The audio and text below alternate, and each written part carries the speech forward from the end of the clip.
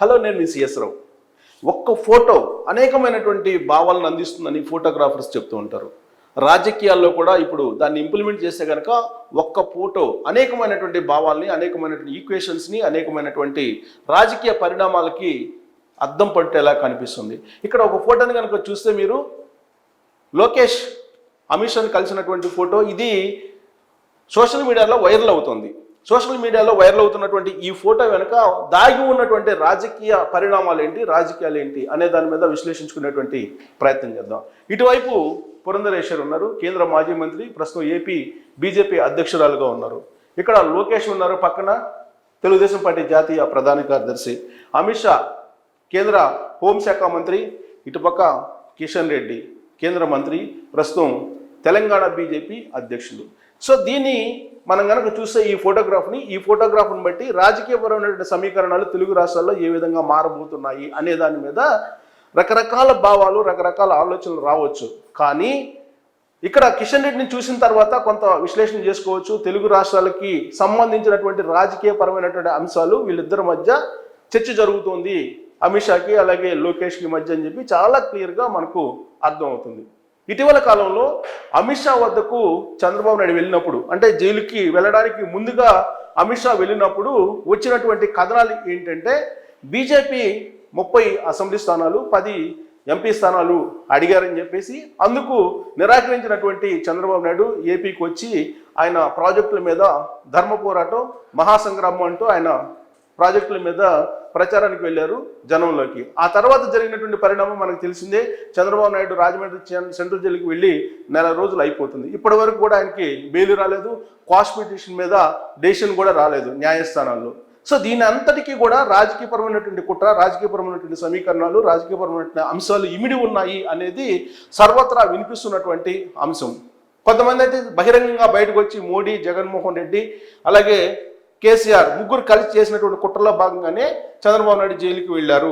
ఇప్పుడు చంద్రబాబు నాయుడు జైలు నుంచి బయటకు రావాలంటే కనుక ఢిల్లీ పెద్దలతోటి, ఢిల్లీ బీజేపీ వాళ్ళతోటి సంప్రదింపులు జరిపితే కనుక ఆయన జైలు నుంచి బయటకు వచ్చేటువంటి అవకాశం లేదు అనేటువంటి ఒక ప్రచారం చాలా విస్తృతంగా, చాలా బలంగా జరుగుతూ ఉంది.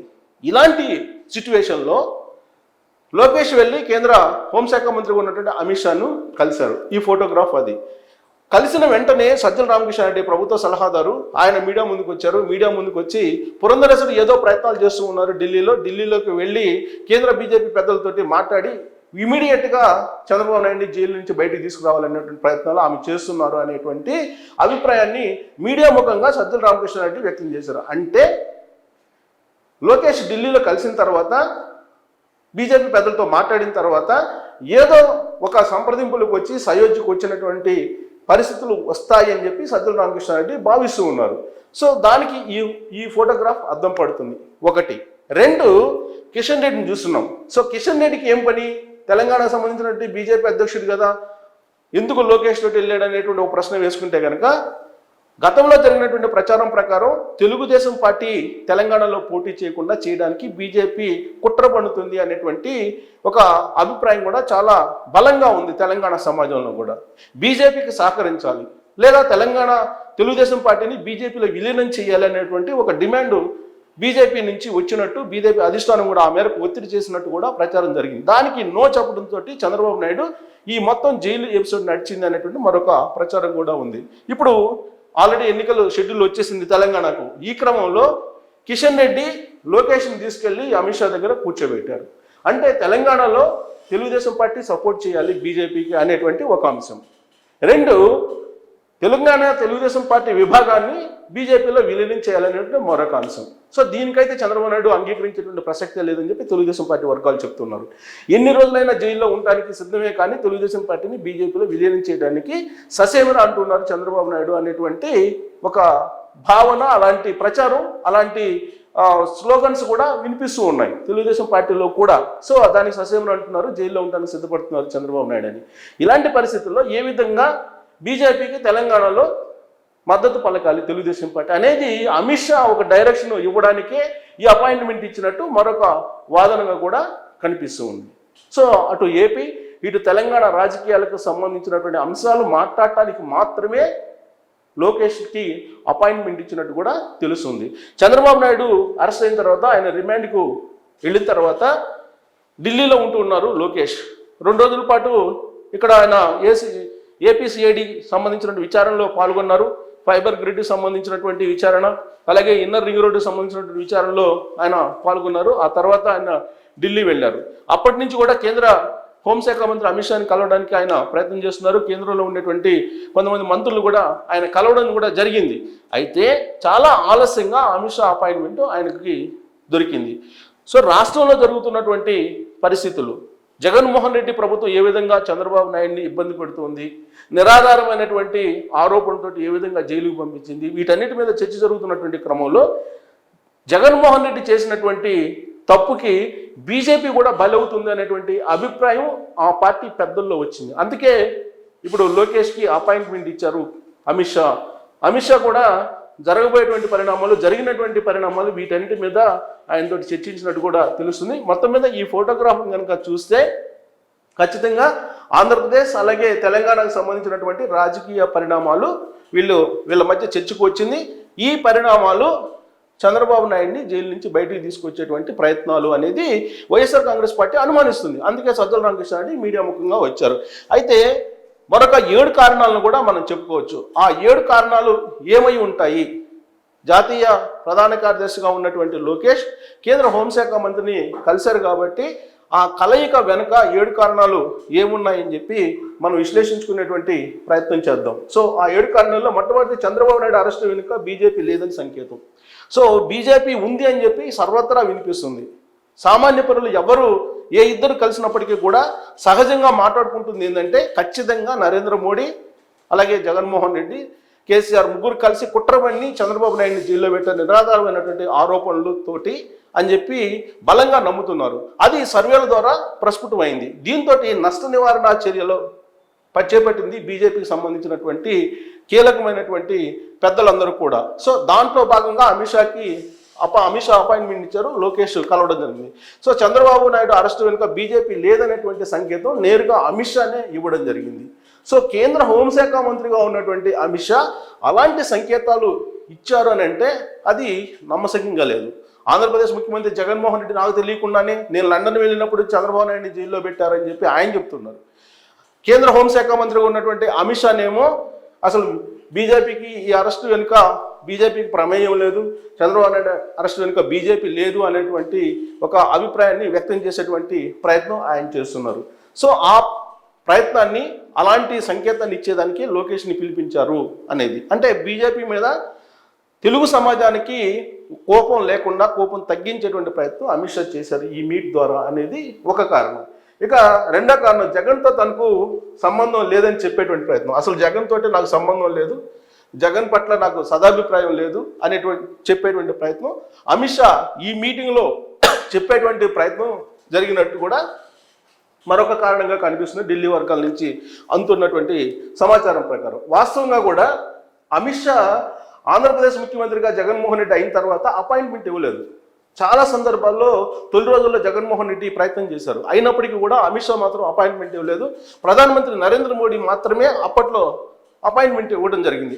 ఆ తర్వాత జరిగినటువంటి పరిణామాల క్రమంలో దాదాపు 1 సంవత్సరం తర్వాత అమిత్ షా అపాయింట్మెంట్ ఇవ్వడం జరిగింది జగన్మోహన్ రెడ్డికి. ఫస్ట్ మీట్లోనే ఆయన ఒక పెద్ద విజయాన్ని సాధించినట్టు జగన్మోహన్ రెడ్డి ఫీల్ అయ్యారు అమిత్ షాని కలిసిన సందర్భంగా. అమిత్ షా తోటి సత్సంబంధాలు జగన్మోహన్ రెడ్డికి తొలి నుంచి లేవు. ఆ తర్వాత నరేంద్ర మోడీ డైరెక్షన్లో అమిత్ షా అపాయింట్మెంట్ ఇవ్వడం జరిగింది. ఆ తర్వాత నుంచి ఢిల్లీ వెళ్ళిన ప్రతిసారి అమిత్ షాని కలవడం, ఆ స్వప్రయోజనాలు, సొంత కేసులకు సంబంధించిన అంశాలను ప్రస్తావించుకోవడం, ఇవన్నీ కూడా కామన్గా జరిగిపోతున్నటువంటి అంశాలు. అదే విషయాన్ని లోకేష్ వద్ద ప్రస్తావించడానికి అమిత్ షా ప్రయత్నం చేశారు అనేది మరొక అంశంగా కూడా ఉంది. ఇక 3వ అంశం, తెలంగాణ ఎన్నికల్లో ప్రతికూల ప్రభావం పడకుండా చూసేటువంటి ప్రయత్నంలో భాగంగానే ఈ అపాయింట్మెంట్ నుంచి లోకేష్ తోటి సంప్రదింపులు జరిపారనేది. తెలంగాణలో ఎన్నికల షెడ్యూల్ వచ్చేసింది. తెలంగాణలో బీజేపీ ప్రచారం చేస్తున్న విస్తృతంగా. అమిత్ షా ఇటీవలనే వచ్చి మీటింగ్ పెట్టి వెళ్ళారు. అంతకుముందు నరేంద్ర మోడీ కూడా మీటింగ్ పెట్టి వెళ్ళారు. అయితే సర్వేల ప్రకారం అయితే అసలు ఉనికే లేకుండా ఉంది బీజేపీ పార్టీ అనేది. దక్షిణ తెలంగాణ అయితే కంప్లీట్గా అసలు ఉనికే లేకుండా ఉంది, బీజేపీ పరిస్థితి దారుణంగా ఉంది అనేటువంటి ఒక సర్వే రిపోర్టు ఈ మధ్య బయటకు వచ్చింది. కేవలం పోటీ కాంగ్రెస్ పార్టీ అలాగే బీఆర్ఎస్ పార్టీ మధ్య ఉంటుంది, బీజేపీకి సంబంధించినటువంటి ప్రభావం పెద్దగా ఉండదు తెలంగాణలో అనేటువంటిది సర్వేల సారాంశం. ఆ సర్వేల యొక్క సారాంశం తెలుసుకున్నటువంటి అమిత్ షా ఇప్పుడు లోకేష్ని పిలిచి లోకేష్ అపాయింట్మెంట్ ఇచ్చి ప్రభావం పడకుండా ఆ సీరియస్నెస్ తగ్గేలా తెలుగుదేశం పార్టీ అభిమానులు కానీ లేదా నందమూరి అభిమానులు కానీ చంద్రబాబు నాయుడు అభిమానులు కానీ తెలుగుదేశం పార్టీ క్యాడర్ కానీ తెలుగుదేశం పార్టీ సానుభూతి పరులు కానీ వీళ్ళందరూ కూడా బీజేపీ మీద రివర్స్ కాకుండా తెలంగాణలో కొంత సానుకూలమైనటువంటి పరిస్థితి తీసుకొచ్చుకునేటువంటి ప్రయత్నంలో భాగంగా లోకేష్కి అపాయింట్మెంట్ ఇచ్చారనేది మరొక కారణంగా కూడా చెప్పుకోవచ్చు. ఇక టీడీపీకి తాము దూరంగా లేము, మేము దగ్గరగానే ఉన్నామని చెప్పేటువంటి ప్రయత్నం, ఇది ఎందుకు చెప్పేటువంటి ప్రయత్నం చేశారంటే ఇటీవల కాలంలో చంద్రబాబు నాయుడు జైలుకి వెళ్ళిన తర్వాత పవన్ కళ్యాణ్ ములాఖాత్కి వెళ్ళారు.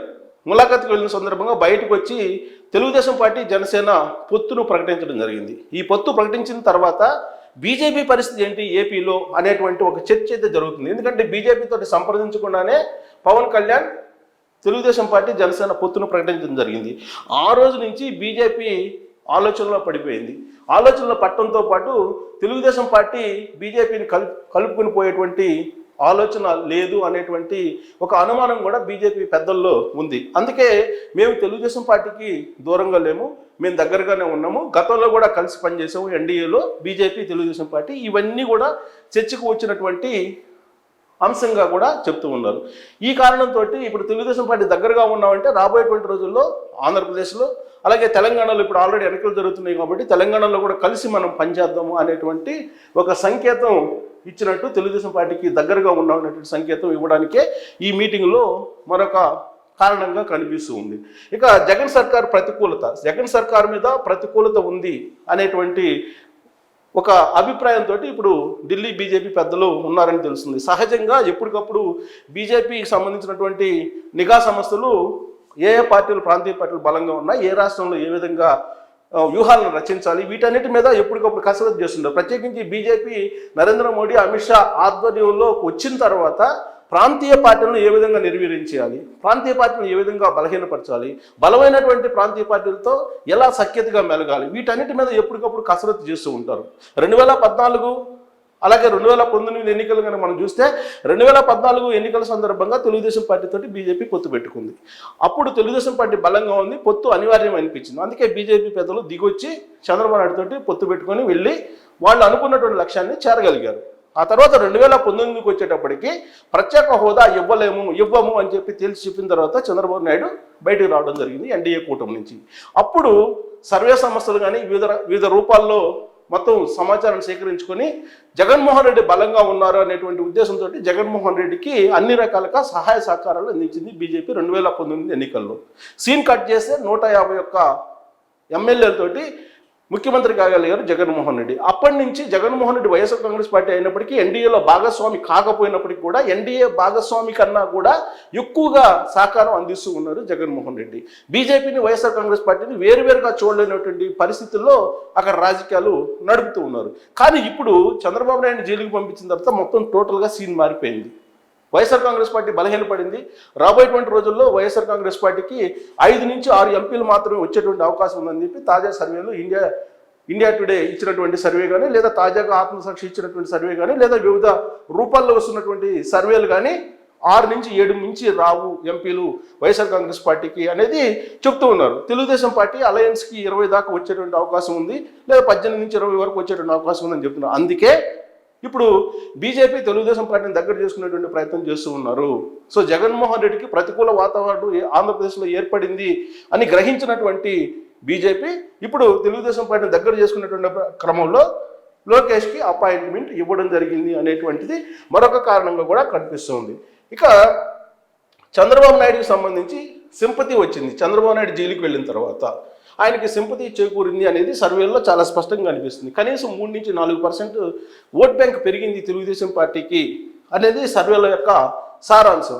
సో అటు జగన్మోహన్ రెడ్డి మీద వ్యతిరేకత, ఇటు తెలుగుదేశం పార్టీ మీద అనుకూలత, అలాగే పవన్ కళ్యాణ్ అలయన్స్ ప్రకటించడం, ఇవన్నీ కలిపి మనం ఆలోచిస్తున్నట్టే కనుక ఎట్టి పరిస్థితుల్లో రాబోయేటువంటి రోజుల్లో తెలుగుదేశం పార్టీతోటి అనుకూలంగా ఉండాలి, తెలుగుదేశం పార్టీని ఎన్డీఏలో కలుపుకొని పోవాలి, తెలుగుదేశం పార్టీతో ఉంటేనే దక్షిణ భారతదేశంలో ప్రత్యేకించి ఆంధ్రప్రదేశ్లో ఎంతో కొంత బీజేపీకి ప్రాధాన్యత ఉంటుంది అనేటువంటి ఒపీనియన్కి కేంద్రంలోని బీజేపీ పెద్దలు వచ్చిన తర్వాత మాత్రమే అమిత్ షా అపాయింట్మెంట్ లభించింది లోకేష్కి అనేటువంటి మరొక కారణంగా కూడా కనిపిస్తుంది. సో బీజేపీ ఎప్పుడు కూడా రాజకీయపరమైనటువంటి లబ్ధి, రాజకీయపరమైనటువంటి అనుకూలత లేకుండా అపాయింట్మెంట్స్ ఎవరికి ఇవ్వరు అనేది ఈ అపాయింట్మెంట్ ద్వారా అర్థమవుతుంది. సో మరొక కారణం ఏంటంటే ఏపీలో టీడీపీకి అనుకూలంగా ఉందని కేంద్ర నిఘా వర్గాలు సపోర్ట్. సో కేంద్ర నిఘా వర్గాలు ఎప్పటికప్పుడు సర్వే రిపోర్ట్స్ చేస్తూ ఉంటాయి, సర్వేలు చేస్తూ ఉంటాయి, సమాచారాన్ని అందిస్తూ ఉంటాయి. రాష్ట్ర నిఘా వర్గాలు రాష్ట్ర ప్రభుత్వానికి ఏ విధంగా రిపోర్ట్స్ చేస్తూ ఉంటాయో కేంద్ర నిఘా వర్గాలు కూడా కేంద్రానికి ఎప్పటికప్పుడు సమాచారం చేరవేస్తూ ఉంటాయి. కేంద్ర నిఘా వర్గాల నుంచి అందినటువంటి సమాచారం ప్రకారం రాబోయేటువంటి రోజుల్లో ఖచ్చితంగా తెలుగుదేశం పార్టీ గెలిచేటువంటి అవకాశం ఉంది, అధికారంలోకి వచ్చేటువంటి అవకాశం ఉంది, ఎంపీలు కూడా 18 నుంచి 20 వరకు గెలుచుకునేటువంటి అవకాశం ఉందని చెప్పి కేంద్ర నిఘా వర్గాలు ఇచ్చినటువంటి నివేదిక. సో ఒకవైపు సర్వేలు, మరోవైపు కేంద్ర నిఘా వర్గాలు ఇచ్చినటువంటి సమాచారాన్ని బేస్ చేసుకుని ఎట్టి పరిస్థితుల్లో చంద్రబాబు నాయుడిని మిస్ కాకుండా చంద్రబాబు నాయుడు కలిసి వెళ్ళాలి అనేటువంటి అభిప్రాయంతో ఇప్పుడు బీజేపీ వచ్చింది. అందుకే లోకేష్కి అపాయింట్మెంట్ ఇవ్వడం జరిగింది అనేటువంటి మరొక కారణం కూడా కనిపిస్తుంది. ఇలా రకరకాల కారణాలను క్రోడీకరించుకున్న తర్వాత ఈ భేటీ వెనుక అసలు ఏం జరిగింది, ఈ భేటీ అపాయింట్మెంట్ ఇచ్చిన తర్వాత ఏం మాట్లాడారు అనేది కనుక మనం ఒకసారి విశ్లేషించుకుంటే కనుక ఖచ్చితంగా బీజేపీకి కింగ్ మేకర్ కావాలి ఏపీలో అనేటువంటి ఒక ఆలోచన ఉంది, ఆ దిశగా అడుగులు వేస్తుంది. తెలంగాణలో కింగ్ కావాలి అనేటువంటి ఒక లక్ష్యాన్ని పెట్టుకుంది బీజేపీ, ఆ దిశగా అడుగులు వేస్తూ చతికిలు పడింది తెలంగాణలో. సో దాన్ని మళ్ళీ రీవర్క్ చేసుకోవడానికి పార్టీని ప్రయత్నం చేస్తుంది. ఢిల్లీ లిక్కర్ స్కామ్ బయటకు వచ్చిన తర్వాత కవితను అరెస్ట్ చేయకపోవడంతో బీజేపీ గ్రాఫ్ పడిపోయింది. దాంతో బీజేపీలో ఉండేటువంటి సీనియర్లు, బీజేపీలో ఉండే కీలకమైనటువంటి లీడర్లు, ఈ బీజేపీలో ఎంతో కొంత బలమైనటువంటి లీడర్లుగా ఉండేటువంటి వాళ్ళు కాంగ్రెస్ వైపు మొగ్గు చూపుతున్నారు, లేదా బీఆర్ఎస్ వైపు మొగ్గు చూపుతున్నారు. సో ఇలాంటి పరిస్థితుల్లో వాళ్ళు ఏదైతే లక్ష్యం పెట్టుకున్నారో రాజ్యాధికార దిశగా తెలంగాణలో వెళ్ళాలని, అది సాధ్యం కాదనేది అర్థమైంది. కనీసం ఉనికినైనా కాపాడుకోవాలి తెలంగాణలో అనేటువంటి ఒక ప్రయత్నం అయితే ఇప్పుడు మొదలుపెట్టారు. తాజాగా వచ్చినటువంటి సర్వేలో 2 నుంచి 3 ఎమ్మెల్యే స్థానాలు మాత్రమే గెలుచుకునేటువంటి అవకాశం ఉంది బీజేపీ అనేది తెలంగాణ సర్వేలో బయటపడింది. దీంతో హడావుడిగా కిషన్ రెడ్డి అపాయింట్మెంట్ ఇప్పించారు లోకేష్కి అనేది ఒక వాదన. అలాగే పురంధరేశ్వరి ఆల్రెడీ ఏపీ బీజేపీ అధ్యక్షురాలుగా ఉన్నారు కాబట్టి ఆవిడ కూడా బీజేపీ తెలుగుదేశం పార్టీ జనసేన కలిసి వెళ్ళకపోతే బీజేపీకి అసలు ఎలాంటి ఉనికి ఏపీలో ఉండదు, 0.5% ఓట్ బ్యాంక్ ఉందని చెప్పి తాజా సర్వేలో బయటపడింది. ఈ నేపథ్యంలో కనీసం ఉనికిని కాపాడుకునేటువంటి ప్రయత్నం బీజేపీ చేస్తుంది. అందులో భాగంగానే లోకేష్కి అపాయింట్మెంట్ ఇచ్చి మాట్లాడటం జరిగింది అనేటువంటిది బలమైనటువంటి వాదన వినిపిస్తుంది. ఇదంతా ఒక ఎత్తు అయితే బీజేపీ ఎప్పుడు కూడా రాజకీయపరమైనటువంటి లాభం లేకుండా, రాజకీయపరమైనటువంటి సానుకూలత లేకుండా ఎవరిని పిలవదు, ఎవరితోటి కూడా అపాయింట్మెంట్ ఇచ్చేటువంటి నాయకులు కాదు నరేంద్ర మోడీ కానీ లేదా అమిత్ షా కానీ. ఏదో ఒక రకంగా రాజకీయపరమైనటువంటి అనుకూలత ఉంటేనే, లబ్ధి ఉంటేనే వాళ్ళు అపాయింట్మెంట్స్ ఇస్తారనేది గతంలో జరిగినటువంటి అపాయింట్మెంట్స్, మీటింగ్స్ని బట్టి మనం అర్థం చేసుకోవచ్చు. తెలంగాణకు వచ్చినటువంటి అమిత్ షా జూనియర్ ఎన్టీఆర్కి ఒక సందర్భంలో ఆయన అపాయింట్మెంట్ ఇచ్చి పిలిపించుకున్నారు. ఆయనే సొంతగా పిలిపించుకోవడం జరిగింది. ఆ తర్వాత అనేక మంది సినిమాకు సంబంధించిన నటులను కూడా పిలిపించుకోవడం జరిగింది. ఒక నటుడిని ఆహ్వానించిపోయి మరొక నటుడిని ఆహ్వానించినటువంటి సందర్భాలు కూడా ఉన్నాయి. అంటే అటెన్షన్, పబ్లిక్ యొక్క అటెన్షన్ని తమ వైపు తిప్పుకునేటువంటి ప్రయత్నం బీజేపీ నేతలు ప్రత్యేకించి నరేంద్ర మోడీ కానీ అమిత్ షా కానీ చేస్తూ ఉంటారు. అందులో భాగంగానే వాళ్ళకి అపాయింట్మెంట్స్ ఇవ్వడం జరిగింది. ఆ తర్వాత ఏపీకి వచ్చినటువంటి నరేంద్ర మోడీ ఈ మధ్యకాలంలో పవన్ కళ్యాణ్ని పిలిపించుకున్నారు. పవన్ కళ్యాణ్ అంతకుముందు అనేక సందర్భాల్లో అమిత్ షాని అలాగే మోడీని కలిసేటువంటి ప్రయత్నం చేశారు. బీజేపీ జనసేన పొత్తు ఉన్నప్పటికీ కూడా ఆయన నడ్డాని కలిసి వెనక్కి తిరగడం మినహా ఎప్పుడు కూడా అమిత్ షా కానీ నరేంద్ర మోడీ కానీ అపాయింట్మెంట్స్ ఇచ్చినటువంటి దాఖలాలు లేవు, 1-2 సందర్భాల్లో తప్ప. కానీ అపాయింట్మెంట్ వాళ్ళు ఇచ్చారు అని అంటే దానికి ఒక దిశానిర్దేశం ఉంటుంది, దానికి ఒక యాంగిల్ ఉంటుంది. సో పవన్ కళ్యాణ్కి ఈ మధ్యకాలంలో నరేంద్ర మోడీ ఒక అపాయింట్మెంట్ ఇవ్వడం జరిగింది. ఆ తర్వాత నుంచి ఆయన రాజకీయ సరళిలో మార్పు వచ్చింది, ఆయన రాజకీయ సరళిలో పోకడలో కూడా మార్పు వచ్చింది అనేది మనకు అర్థమవుతుంది. అలాగే ఇప్పుడు లోకేష్ కలవడం జరిగింది, లోకేష్ భేటీ కావడం జరిగింది. సో లోకేష్ భేటీ అయిన సందర్భంగా వాళ్ళిద్దరి మధ్య జరిగినటువంటి చర్చలు లేదంటే వాళ్ళిద్దరి మధ్య జరిగినటువంటి సంప్రదింపులు కనుక మనం కనుక ఒకసారి అవలోకన చేసుకుంటే కనుక రాబోయేటువంటి రోజుల్లో బీజేపీకి ఆశించినటువంటి స్థాయిలో వాళ్ళు కావాలనుకుంటున్నటువంటి స్థానాల్లో టికెట్లు కావాలనేది వాళ్ళ యొక్క డిమాండ్గా ఢిల్లీ వర్గాల నుంచి అత్యంత విశ్వసనీయంగా తెలుస్తున్నటువంటి సమాచారం. దానికి చంద్రబాబు నాయుడు ససేమిరా ఒప్పుకోవటం లేదనేది కూడా తెలుస్తుంది. అంటే రాబోయేటువంటి రోజుల్లో కింగ్ మేకర్ కావాలి అనేటువంటి ప్రయత్నంలో భాగంగా చంద్రబాబు నాయుడిని జైల్లో పెట్టించి ఒక రకంగా సామధాన దండోపాయాలు ఉపయోగించి వాళ్ళ లక్ష్యాన్ని చేర్చుకునేటువంటి ప్రయత్నం చేస్తూ ఉన్నారు. ఇప్పుడు సామధాన అయిపోయింది, దండోపాయం కూడా అయిపోయింది, ఇంకేం చేయలేదు బీజేపీ అనేటువంటి ఒపీనియన్ తోటి అటు లోకేష్ కానీ చంద్రబాబు నాయుడు కానీ ఉన్నారు. ఇప్పుడు బీజేపీకి అవసరం, తెలుగుదేశం పార్టీకి బీజేపీతో అవసరం లేదు. తెలుగు రాష్ట్రాల్లో బీజేపీకే తెలుగుదేశం పార్టీతో అవసరం. అందుకే వాళ్లే పిలిపించుకొని అపాయింట్మెంట్ ఇచ్చి మాట్లాడినటువంటి పరిస్థితిని మనం చూసాం. సో ఆ ఫోటోగ్రాఫ్ను చూస్తే కనుక ఖచ్చితంగా రాజకీయపరమైనటువంటి అంశాలు, రాజకీయపరమైనటువంటి ఈక్వేషన్స్, రాజకీయపరమైనటువంటి భవిష్యత్ ఆలోచనలకి ఆ మీటింగు కొంత ఉపయోగపడింది అనేటువంటి ఆలోచనతో కొంతమంది ఉన్నారు. సో అమిత్ షాని కలవడం అని అంటే అమిత్ షా ఏ సందర్భంలో ఎవరికి అపాయింట్మెంట్ ఇస్తారో కూడా తెలియనటువంటి పరిస్థితి. తెలంగాణలో విస్తృతంగా పర్యటిస్తున్నటువంటి సందర్భంలో కేసీఆర్ కానీ లేదా బండి సంజయ్ కానీ ఆయన మహా సంగ్రామ యాత్ర చేస్తున్న సందర్భంలో ఆయన కేఏపల్కి అపాయింట్మెంట్ ఇచ్చారు అమిత్ షా. ఎందుకు ఇచ్చారనంటే దానికి అర్థం లేకపోలేదు. కేవలం బీఆర్ఎస్ పార్టీని బలహీనపరచడానికి, కేసీఆర్ని బలహీనపరచడానికి ఇచ్చినటువంటి పరిస్థితి. ఇప్పుడు అలాగే ఇప్పుడు ఇచ్చినటువంటి అపాయింట్మెంట్ చూస్తే కనుక లోకేష్ని కేవలం బీజేపీ బలపడటానికి, జగన్మోహన్ రెడ్డిని కొంత తగ్గించడానికి, జగన్మోహన్ రెడ్డిని టార్గెట్ చేసేటువంటి ప్రయత్నంలో భాగంగానే ఈ అపాయింట్మెంట్ ఇచ్చినట్టు కూడా రాజకీయ వర్గాల్లో నడుస్తున్నటువంటి చర్చ. So Telugu Desam party, BJP, Janasena కలిసి వెళితే కనుక క్షేత్రస్థాయిలో ప్రజలు ఆదరించేటువంటి పరిస్థితి పెద్దగా లేదు అనేది తాజాగా వచ్చినటువంటి సర్వేల యొక్క సారాంశం. అందుకే కమ్యూనిస్ట్ పార్టీలతో కలిసి వెళ్ళడానికి చంద్రబాబు నాయుడు, జనసేన రెడీ అవుతున్నటువంటి క్రమంలో బీజేపీ హైరాణ పడింది. బీజేపీ హైరాణ పడుతూ లోకేష్ని పిలుచుకొని మాట్లాడుతూ ఉంది. ఒకవైపు చంద్రబాబు నాయుడు జైల్లో ఉన్నారు, చంద్రబాబు నాయుడు న్యాయ పోరాటం చేస్తూ ఉన్నారు, న్యాయస్థానాన్ని ఆశ్రయించారు, న్యాయస్థానంలో న్యాయం జరుగుతుందని చెప్పి ఆయన విశ్వసిస్తూ ఉన్నారు. ఆయన ఎట్టి పరిస్థితుల్లో కూడా శుక్రవారం రోజు క్వాష్ పిటిషన్ వేశారు కాబట్టి దాని మీద తుది తీర్పు వస్తుందని చెప్పి ఆశతోటి ఉన్నారు. ఒకసారి క్వాష్ పిటిషన్ యాక్సెప్ట్ చేస్తుందంటే మొత్తం క్వాష్ చేసేటువంటి అవకాశం ఉంది, మొత్తం కేసులన్నింటినీ కూడా. సో అప్పుడు క్లీన్ చిట్ తోటి చంద్రబాబు నాయుడు బయటకు వచ్చేటువంటి అవకాశం ఉంది. అప్పుడు అసలు ఆంధ్రప్రదేశ్లో పెద్ద మార్పులు వచ్చేటువంటి అవకాశం ఉంది. ఇప్పటికే సింపతి తోటి చంద్రబాబు నాయుడు దాదాపు 3% పైగా ఓట్లను గెయిన్ అయ్యారని చెప్పి వైఎస్ఆర్ కాంగ్రెస్ పార్టీ భావిస్తుంది, ఆందోళన చెందుతుంది. సో దీంతో ఇప్పుడు బీజేపీ వాళ్ళే అపాయింట్మెంట్ పిలిపించుకొని లోకేష్తో మాట్లాడుతుంటే దాన్ని మరొక రకంగా సజ్జల రామకృష్ణారెడ్డి డైవర్ట్ చేస్తూ చంద్రబాబు నాయుడిని జైలు నుంచి బయటికి తీసుకొచ్చేటువంటి క్రమంలో పురంధరేశ్వరి మధ్యవర్తిత్వం వహించి లోకేష్ని అమిత్ షా దగ్గరికి తీసుకెళ్లారు అని ఆయన చెప్తున్నారు. నిజంగా అది కనుక వాస్తవం అనుకుంటే మరి కిషన్ రెడ్డి ఎందుకు వెళ్ళినట్టు, కిషన్ రెడ్డి ఆ ఫోటోలో ఎందుకు ఉన్నట్టు, కిషన్ రెడ్డి అమిత్ షా తోటి అలాగే పురంధరేశ్వరి తోటి లోకేష్ తోటి ఎందుకు ఉన్నట్టు. సో ఈ ఫోటోలో ఉన్నటువంటి లీడర్స్ని కనుక చూస్తే ఖచ్చితంగా బీజేపీ తెలుగుదేశం పార్టీతో కలిసి వెళ్ళడానికి, తెలుగుదేశం పార్టీ లేకపోతే అసలు దక్షిణ భారతదేశంలోనే ఉనికి ఉండదు అనేటువంటి ఒక ఆందోళనతో ఆ పార్టీ ఉంది. అందుకే అపాయింట్మెంట్ ఇవ్వడం జరిగింది. అయితే ఇక్కడ ఏదైతే అమిత్ షా కోరుకుంటున్నారో, అమిత్ షా భావిస్తున్నారో, కావాలనుకుంటున్నారో 30 అసెంబ్లీ స్థానాలు వాళ్ళు కోరుకున్న దగ్గర, అలాగే 10 ఎంపీ స్థానాలు వాళ్ళు కోరుకున్న దగ్గర అనేది సాధ్యం కాదనేది చంద్రబాబు నాయుడు చెప్తున్నటువంటి క్రమంలో ఇప్పుడు ఏం జరుగుతుంది రాబోయేటువంటి రోజుల్లో అనేది మనం వేచి చూడాల్సి ఉంది. లోకేష్ మాత్రం చాలా క్లియర్గా ఈ కేసుల గురించి ఎక్స్ప్లెయిన్ చేశారు.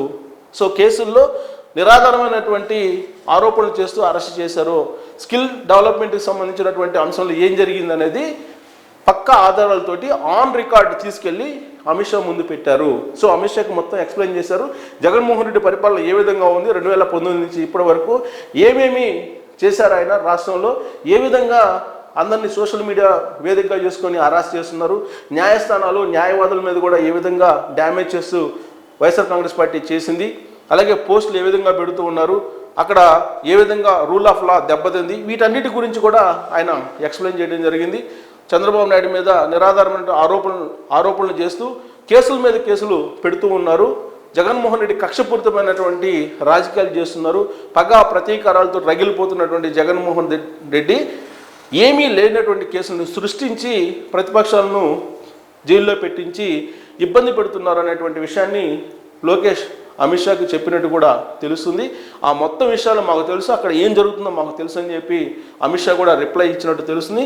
వాస్తవంగా కూడా కేంద్ర హోంశాఖకి తెలియకుండా ఏమీ జరగదు, ఆంధ్రప్రదేశ్లోనే కాదు ఎక్కడా కూడా జరగదు. ప్రత్యేకించి ఆంధ్రప్రదేశ్లో జగన్మోహన్ రెడ్డి ముఖ్యమంత్రిగా ఒక్క అడుగు కూడా ముందుకు వేయలేనటువంటి పరిస్థితి బీజేపీకి తెలియకుండా. ఎందుకంటే బీజేపీతో ఆయనకు అవసరం ఉంది. బీజేపీ ఒకసారి కన్ను తెరిస్తే, కేంద్రంలో ఉండే పెద్దలు కన్ను తెరిస్తే కనుక ఆయన జైలుకు పోయేటువంటి అవకాశం ఉంది. దాదాపు 10 ఏళ్లకు పైగా ఆయన బెయిల్ మీదనే ఉన్నారు.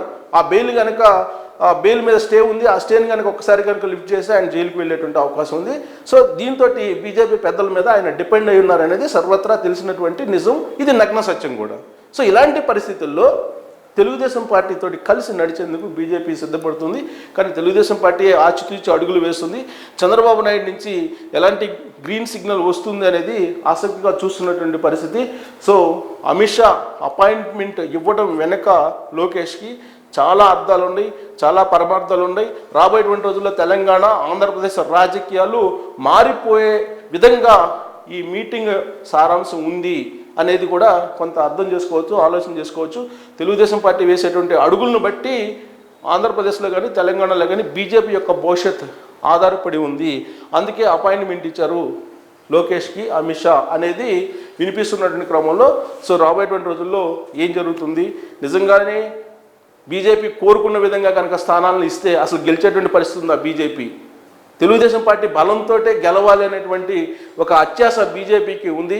కేవలం ఈ చంద్రబాబు నాయుడిని జైలుకి పంపించినంత కారణంగానే ఒక బ్లాక్మెయిల్ తరహాలో సీట్లను పొందాలనేటువంటి ఆలోచన చేస్తున్నారనేటువంటి ఆరోపణలు బీజేపీ మీద లేకపోలేదు. అలాంటి ఆరోపణలు కూడా ఉన్నాయి ఆ పార్టీ మీద.